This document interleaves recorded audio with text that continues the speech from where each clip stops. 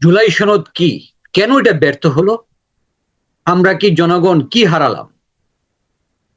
আজকের বিশ্লেষণ এই নিয়ে। টিটু টুডে আপনাদের চ্যানেল, খবর, মতামত, বাস্তবতা। আমি বাংলাদেশ। আসসালামু আলাইকুম রহমতুল্লাহ। সম্মানিত দর্শক শ্রোতা, আপনারা ভালো আছেন, সুস্থ আছেন? দেখুন, আজকের এপিসোডে জুলাই সনদ কি, জুলাই সনদ কেন ব্যর্থ হলো এবং আমরা কি পেলাম জনগণ হিসাবে, আমাদের ব্যর্থতা কোথায়? আমি আরিফুল ইসলাম আপনাদের সাথে আছি। জুলাই সনদ ছিল জনগণের মুক্তির সনদ। জুলাই সনদ ছিল জনগণের ভোটাধিকার সনদ, জনগণের কণ্ঠের সনদ, জনগণের সার্বিক অর্থনৈতিক, রাজনৈতিক, সামাজিক মুক্তির সনদ। কিন্তু আমরা হাঁ ভোট দিয়েও আজকের কিছু বেঈমানের জন্য আমরা জুলাই সনদকে বাস্তবায়নের পথে নিয়ে যেতে পারছি না শতবার। জুলাই সনদ কি ছিল? এতে কি নিবন্ধিত ছিল? প্রথমতই নিবন্ধিত ছিল যে ১৪৭টি পরিবর্তনের মধ্যে সবচেয়ে বড় নিবন্ধন ছিল যে এই দেশের সংসদীয় কাঠামোর বিশাল পরিবর্তন। একটা সংসদ, সংবিধান সংশোধন পরিষদ গঠনের মাধ্যমে সেটা গঠন করার জন্য। কিন্তু যারা সরকারি দল তারা সেটা একটা ছোট্ট ঠুনকো জোহাতে প্রথমেই বাতিল করে দিল। এরপর তারা কি কি করলো সেটা আপনারা জানেন। কিন্তু কি ছিল এই জুলাই সনদে? একটি দ্বিকক্ষ বিশিষ্ট সংসদ, উচ্চকক্ষ এবং নিম্নকক্ষ। এবং কারা যাবে সেখানে? পিয়ার পদ্ধতি উচ্চকক্ষের জন্য, সেখানেই সরকারি দলের সমস্যা। যোগ্যতা ভিত্তিক, সেখানেও সরকারি দলের সমস্যা। কি ছিল না এখানে? জনগণের বাক স্বাধীনতা, অর্থনৈতিক মুক্তি, স্থানীয় সরকার নির্বাচনে দলীয় প্রভাব মুক্ত নির্বাচন, স্থানীয় সরকারকে সিটি গভর্নমেন্ট অর্থাৎ মডেলে বিশ্বের যে বিভিন্ন জায়গায় সেই মডেলের মতো একটি স্বতন্ত্র স্থানীয় সরকার পদ্ধতি চালু করা। আমরা কি এই বর্তমান সরকারের আমলে আগামী স্থানীয় সরকার নির্বাচনটাকে এভাবে দেখতে পাবো? আমরা দুটা উপনির্বাচন দেখেছি। ভোট ডাকাতি কাকে বলে আমরা শেরপুরের বিভিন্ন ঘটনা আপনাকে তুলে ধরতে পারি। জনগণকে ভোটের বাক্স কিভাবে ডাকাতি করতে হয়, প্রেসার করতে হয়, সরকারি দলের চাপ কিভাবে দিতে হয় সেটা আমরা দেখেছি। মিথ্যাচার আমরা দেখেছি, কিভাবে একজনের বিরুদ্ধে আরেকজন মিথ্যাচার করে সেটা আমরা দেখেছি। আমরা আরো কত কি দেখেছি সেটা জনগণ প্রত্যক্ষ।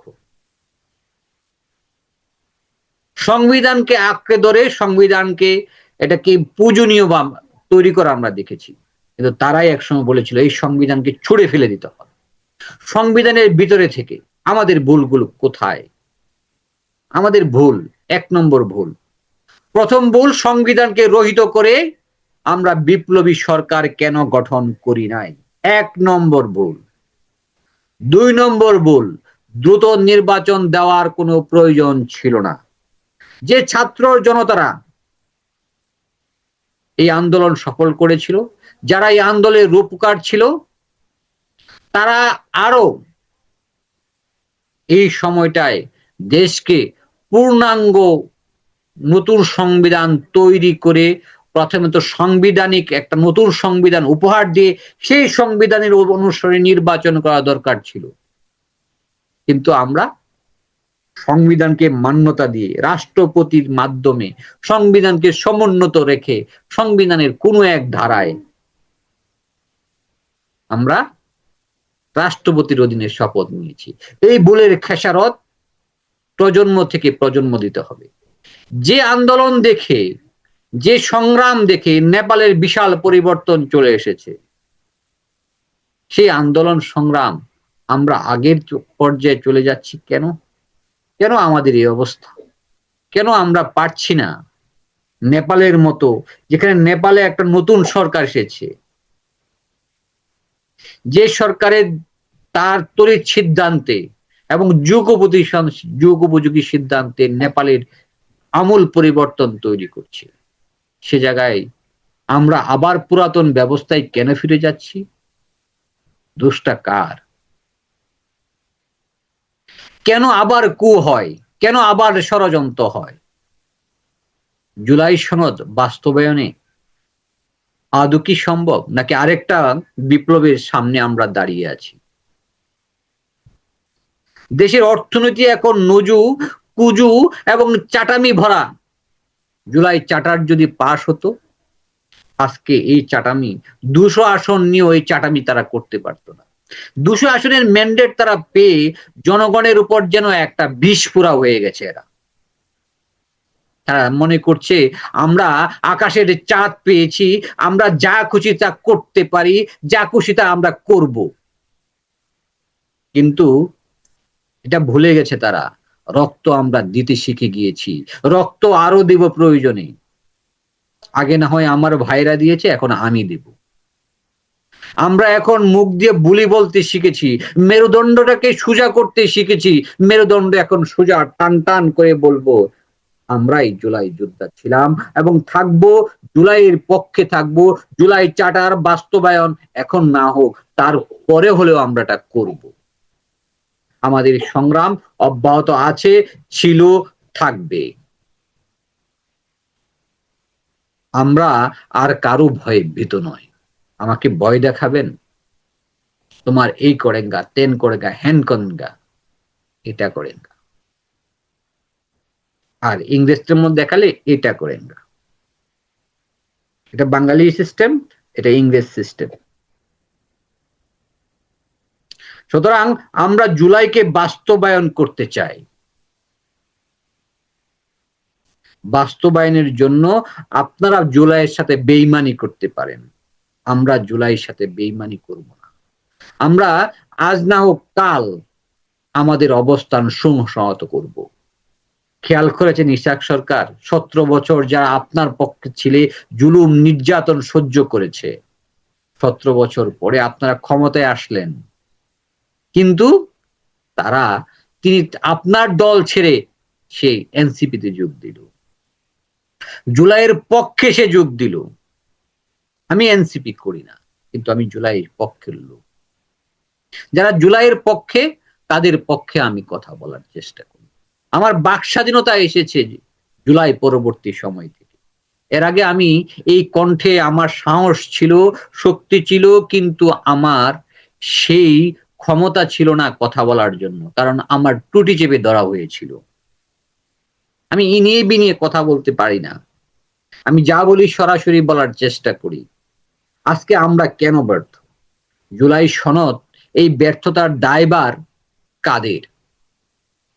প্রথমত আমি ডক্টর ইউনূস এবং বর্তমান যারা ছাত্র নেতা ছিলেন তৎকালীন তাদেরকে দিব, তাদের হতবুদ্ধিতা, বিশেষ করে আমি আসিফ নজরুলকে দিব। কেন তারা বটতলায় বা শহীদ মিনার চত্বরে, স্মৃতিসৌধের চত্বরে, যেখানেই হোক দাঁড়িয়ে শপথ নিল না? কেন রাষ্ট্রপতির অধীনে শপথ নিতে হলো? এটা প্রথম দায়। দ্বিতীয় দায়, রাষ্ট্রপতিকে মান্যতা করে রাষ্ট্রপতিকে রেখে দেওয়ার কি দরকার ছিল?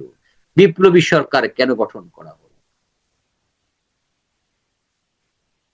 তৃতীয় দায়, করেছেন নতুন সংবিধান সংশোধনীয় কমিটি গঠন করে আগের সংবিধান আপনারা অধ্যাদেশ রাষ্ট্রপতির মাধ্যমে এই সংবিধান বাতিল করা হলো, সেই অধ্যাদেশ জারি করে নতুন সংবিধান তৈরি করা পর্যন্ত নির্বাচন স্থগিত থাকবে। কেন আপনারা করলেন? নতুন সংবিধান তৈরি করতেন, জুলাই চার্টারের অনুযায়ী সংবিধান হলে সেই সংবিধান অনুযায়ী নির্বাচন আজকে হতো দেশে। তাহলে আমরা আজকে গর্বের সহিত বলতে পারতাম জুলাই আমাদের ধারণ করা স্বপ্ন এবং বাস্তবতা। নির্বাচন না হয় আরো 2 মাস পরে হতো। আমরা কাউকে গোলামি করি না বা চাটি না, গোলামি করার অভ্যস্ততা আমাদের নেই। তাহলে নির্বাচন না আর দুদিন পরে হতো, আমাদের সমস্যা ছিল না, কিন্তু একটা দল তাদের নির্বাচন হতেই হবে, এখন তারা চাটামবাজি বা গোলামির জিঞ্জির পরে বসে আছে।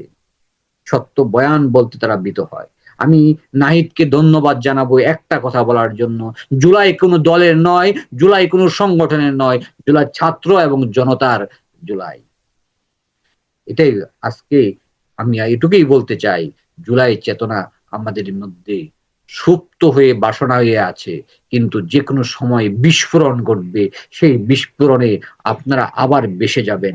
জুলাই চার্টার বাস্তবায়ন করুন, এখনো সময় আছে, নচেত সেই বিস্ফোরণের তাবদে কেউ তো গেছেন দিল্লি, আপনারা যাবেন কোন হিল্লি। সবাইকে ভালো থাকবেন। আসসালামু আলাইকুম আ রহমতুল্লাহ।